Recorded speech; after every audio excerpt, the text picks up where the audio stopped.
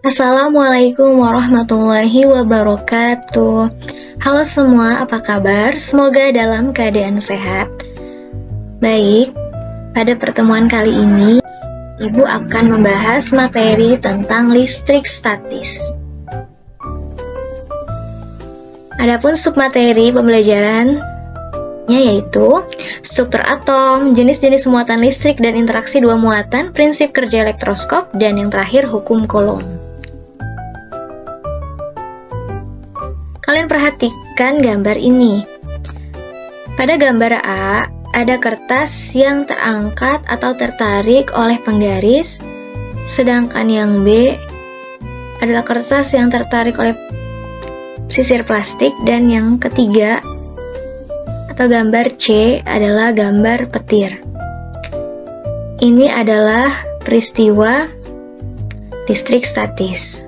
Listrik statis itu membahas muatan listrik yang berada dalam keadaan diam atau statis. Semua benda yang ada di sekitar kita, ada yang memiliki muatan listrik dan ada yang tidak. Nah, benda yang bermuatan listrik ini yang akan kita bahas dalam materi ini. Yang pertama, struktur atom. Struktur atom.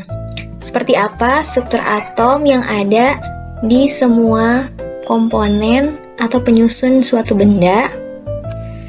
Nah, atom terdiri dari inti atom dan kulit atom. Inti atom di dalamnya terdapat proton dan neutron, sedangkan di kulit atom terdapat elektron. Nah, di sini ada garis-garis orbit atau lintasan elektron, di mana lintasan ini berada pada kulit atom. Proton bermuatan positif, elektron bermuatan negatif, sedangkan neutron partikel bermuatan netral. Jenis-jenis muatan listrik dan interaksi dua muatan. Jenis-jenis muatan listrik, suatu atom bisa dikatakan netral apabila jumlah proton sama dengan jumlah elektron atau jumlah elektron sama dengan jumlah proton. Kalian perhatikan pada gambar pertama ini, atom netral adalah jumlah elektronnya 1, protonnya juga 1, jadi sama jumlahnya. Sedangkan atom positif adalah jumlah proton lebih besar dari jumlah elektron. Kita lihat gambar kedua ini. Proton dilambangkan dengan positif. Ini ada 2 buah, sedangkan elektron ada 1. Nah, makanya ini disebut dengan atom positif. Dan yang ketiga, atom negatif. Atom negatif disebut anion, jumlah elektronnya lebih besar dari jumlah protonnya. Di ilustrasi ini, jumlah elektron ada 2 buah, sedangkan jumlah proton hanya 1. Makanya disebut dengan atom negatif karena kelebihan elektron dibanding protonnya. Nah, setiap muatan akan memiliki interaksi apabila didekatkan dengan muatan lain. Misalkan ada atom bermuatan positif dan satu atom atau suatu partikel bermuatan negatif. Jika didekatkan, maka muatan berbeda jenis ini akan saling tarik-menarik. Sedangkan apabila ada benda atau partikel bermuatan positif dengan positif, karena ini sama jenis, akan saling tolak-menolak. Kemudian yang ketiga, muatannya negatif dengan negatif, ini juga karena sama jenisnya muatannya, maka akan saling tolak-menolak. Jadi, untuk suatu muatan dan muatan lainnya, jika didekatkan akan muncul gaya yang disebut di sini bisa tarik-menarik atau tolak-menolak. Contoh soal, misalkan ada gambar 5 buah bola A, B, C, dan E. Jika bola B dan E bermuatan negatif, maka kemudian ketika bola A didekatkan dengan E terjadi tolak-menolak, A didekatkan dengan D tarik menarik, C didekatkan dengan E tarik menarik, maka dapat disimpulkan bahwa muatan bola adalah, ya, misalkan bola A, bola B, bola C, bola D, dan E. Ya. Bola A belum diberitahu muatannya apa, tapi muatan B dan E adalah negatif. Kita beri lambang B dan E adalah negatif. Kemudian bola A jika didekatkan dengan E, dia saling tolak menolak. Nah, kalau A dan E tolak menolak, berarti muatannya sama atau berbeda? Sama, karena kalau prinsipnya negatif sama negatif akan saling tolak menolak. Atau positif dan positif saling tolak menolak. Kalau negatif dan positif tarik menarik. Jadi kalau A dan E didekatkan tolak menolak, maka A juga negatif.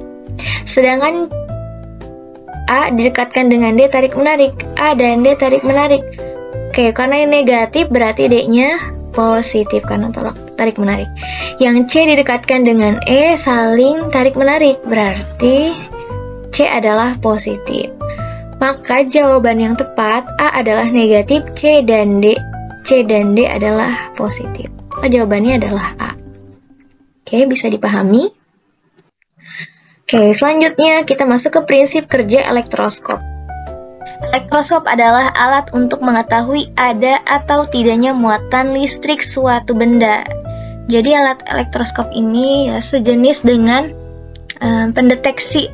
Jadi kalau misalkan ada alat atau benda, kita dekatkan ke alat elektroskop ini, kita bisa tahu alat itu bermuatan listrik atau tidak.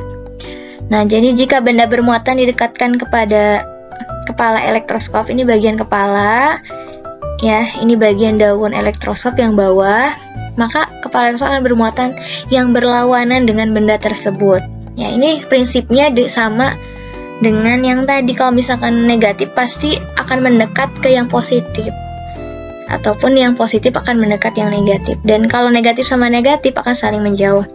Dan pada daun elektroskop, ini adalah daun elektroskop, akan memberikan muatan yang sama dengan bendanya. Karena muatan pada kedua daun sama, maka akan tolak menolak, sehingga daun elektroskop itu membuka. Nah, jadi maksudnya ini adalah keadaan elektroskop normal sebelum diberikan benda yang bermuatan. Ya, jadi kalau misalkan bendanya tidak bermuatan, bagian kepala elektroskop itu netral, plus minus plus minus. Begitupun daunnya, plus minus plus minus. Nah, di sini ketika benda didekatkan, benda yang tidak bermuatan, ya alat elektroskop ini tidak ada perubahan apapun, tetap seperti ini kondisinya. Nah, di sini daun elektroskop dekat, ya, bentuk jaraknya sangat dekat. Nah, ketika benda bermuatan negatif kita dekatkan, nah, bagian kepala elektroskop menjadi positif.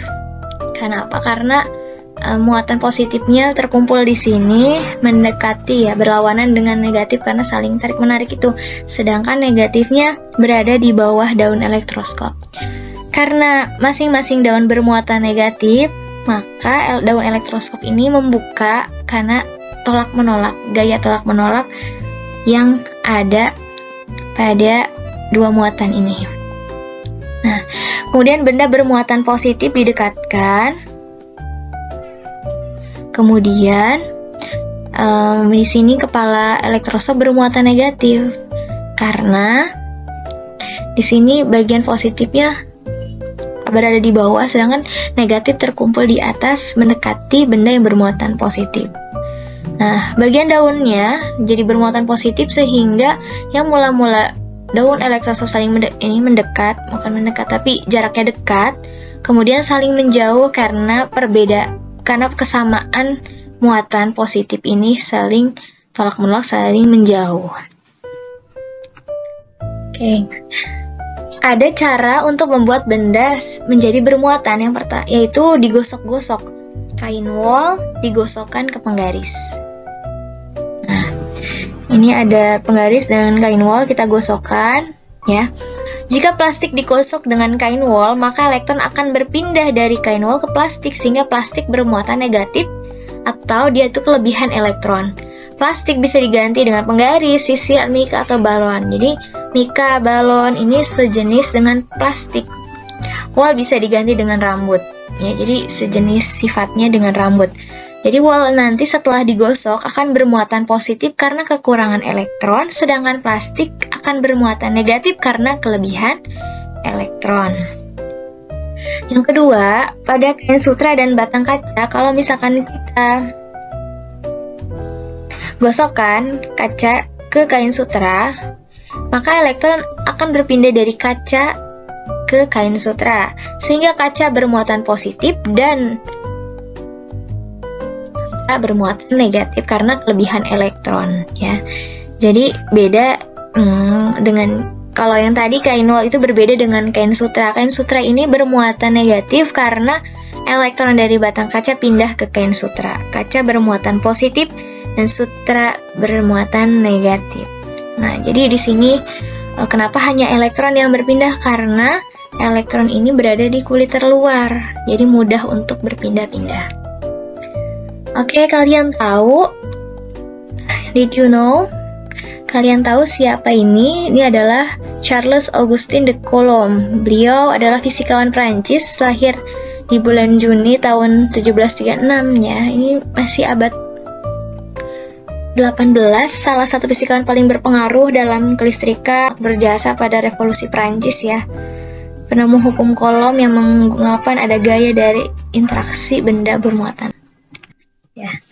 Nah, hukum Coulomb itu, Pak Charles, tadi Pak Coulomb, beliau itu menemukan adanya interaksi antara dua muatan. Nah, muatan yang sama saling tolak menolak, kalau yang berlawanan saling tarik menarik. Nah, ternyata ada besaran gayanya. Nah, besaran gaya tarik menarik atau tolak menolak antara dua benda bermuatan itu berbanding lurus dengan muatan masing benda-benda dan berbanding terbalik dengan kuadrat jarak antara kedua benda tersebut. Nah, jadi kalau misalkan kita cari besarnya gaya yang muncul dari dua muatan tadi, nah bisa diperoleh dari Q1 dikali Q2 per R kuadrat. Nah, jadi gaya ini akan berbanding lurus dengan muatannya dan berbanding terbalik dengan jaraknya. Jadi kalau misalkan ada dua muatan diperbesar muatannya, maka gayanya akan semakin besar. Dan sebaliknya, jika muatannya diperkecil, gayanya akan semakin kecil. Nah, untuk jarak, karena dia berbanding terbalik, apabila kita jauhkan muatannya, kita perbesar jaraknya, maka gaya akan semakin kecil. Sedangkan jika muatan itu kita perkecil, kita deketin, nah gayanya akan semakin besar. Oke, kita masuk ke contoh soal.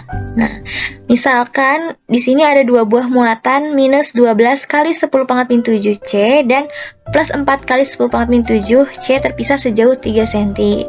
Jika K 9 kali 10 pangkat 9, ya ini konstanta nilai tetapan, besarnya gaya tarik menarik kedua muatan adalah. Nah, kita tahu di sini dua muatan ini plus sama negatif, maka dia akan gayanya tarik menarik. Nah, besarnya yang kita hitung berapa? Oke, kita bahas. Diketahui. Nah, diketahui berarti ada dua muatan. Kita anggap ini Q1, ini Q2. Ya, jadi ini Q1-nya adalah minus 12 kali 10 pangkat min 7 Coulomb. Q2-nya sama dengan plus 4 kali 10 pangkat min 7 Coulomb. Kemudian ini karena satuannya sudah Coulomb, kita tidak perlu mengubah ke satuan yang lain. Ya, R-nya 3 cm. Nah, ini 3 cm masih belum satuan internasional SI ya. Jadi kita ubah ke dalam meter. Ingat untuk 1 cm itu sama dengan 10 pangkat min 2 meter. Ya, jadi 3 kali 10 pangkat min 2 diubah ke dalam meter. Oh ya, K-nya jangan lupa 9 kali 10 pangkat 9. Ya, satuannya M kuadrat per C kuadrat. Nah, yang ditanyakan apa? Di sini yang ditanyakan adalah besar gaya. Ingat, besar gaya adalah F, force. Ya. Jawabnya, nah, jawab. F pakai rumus apa? Besar gaya itu K, Q1, Q2 per R kuadrat. Nah, kalian perhatikan F ini yang dicari, K-nya sudah ada di sini, Q-nya udah ada, Q1, Q2, R-nya juga sudah ada. Ini sudah, tinggal kita masukin aja nilai semua yang ada di sini nih, sesuai rumusnya. K-nya 9 kali 10 pangkat 9 kali ya. Q1-nya kita kali minus 12 kali 10 pangkat min 7 kali lagi dengan plus 4. Kalau plus nggak usah pakai tanda, nggak apa-apa.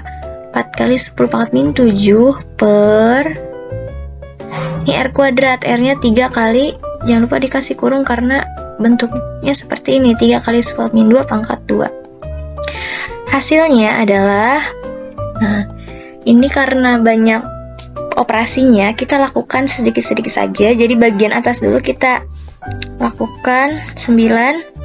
Nah, bagian atas kita tulis ulang aja dulu. 9 kali nih, minus kali plus jadi minus ya. Kita taruh minusnya di depan. Kan nih, plus minus plus. Jadi minus ya. Plus kali min, ya min kali plus min. Jadi hasilnya min ini.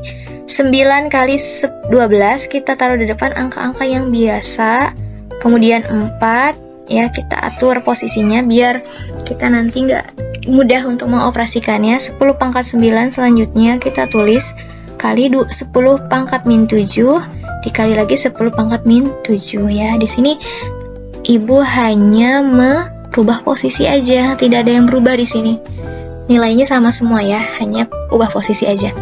Bagian yang bawah kita selesaikan juga. Ini 3 kali 10 pangkat min 2 di pangkat 2, berarti 3-nya di pangkat 2, 10 pangkat min 2-nya juga di pangkat 2. Jadi 3 pangkat 2 itu 9 kali 10 pangkat min 2 di pangkat 2. Ya, kalau pangkat berarti dikali, pangkat di pangkat. Nah, berarti min 2 kali 2, 10 pangkat min 4.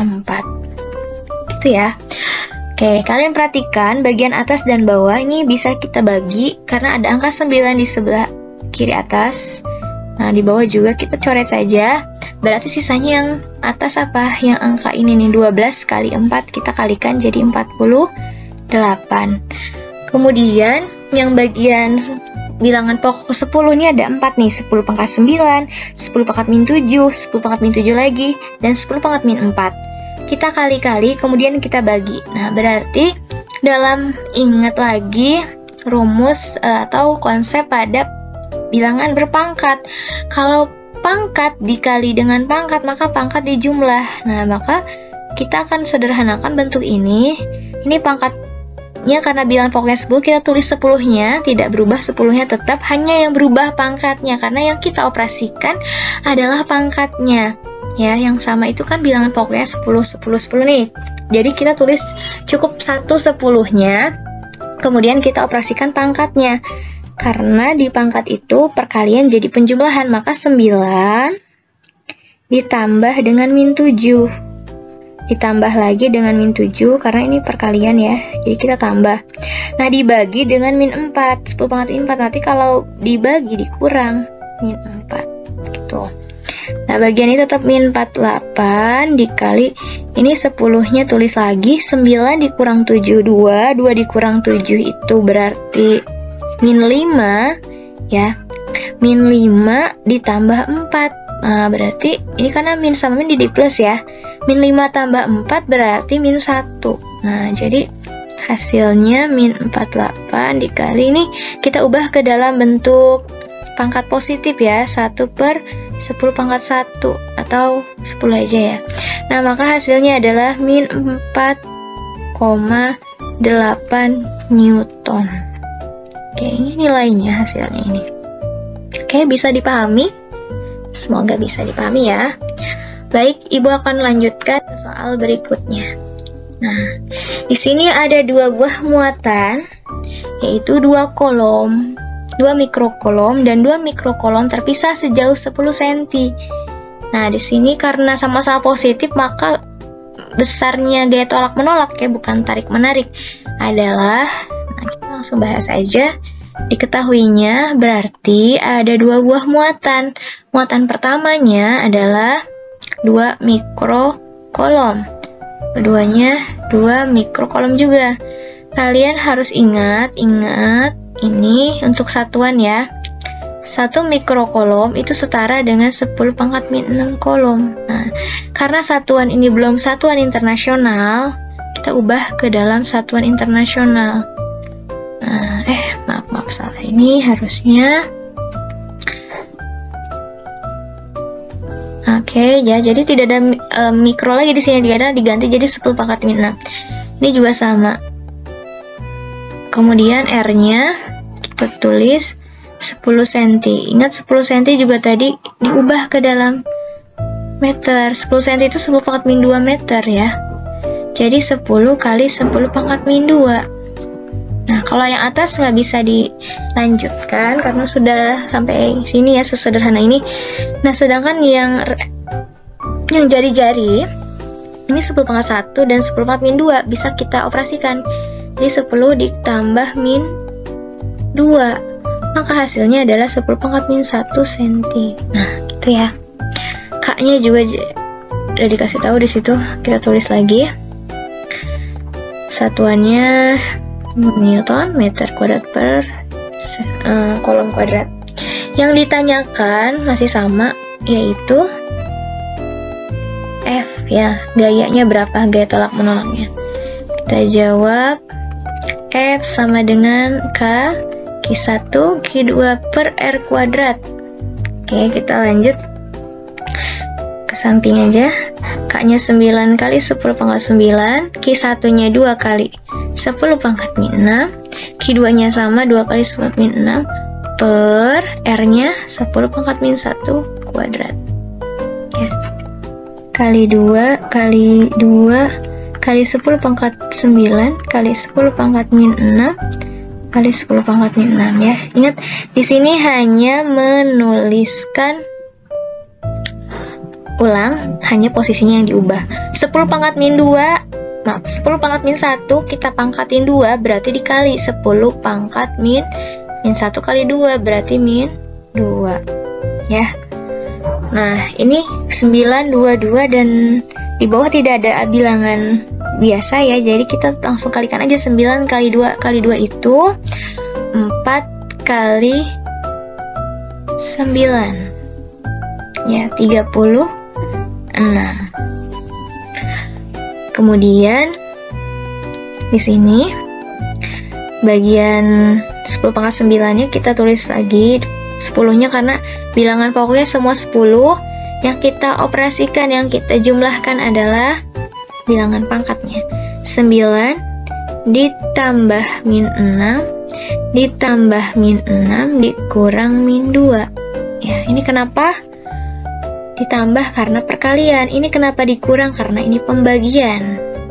Oke, sampai sini dipahami. Kemudian 10 pangkat 9 dikurang 6 itu 3. 3 dikurang 6 itu min 3.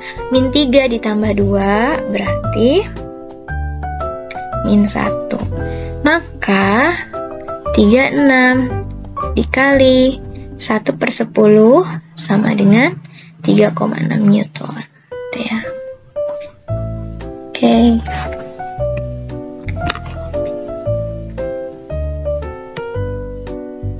Terima kasih. Sekian. Wassalamualaikum warahmatullahi wabarakatuh.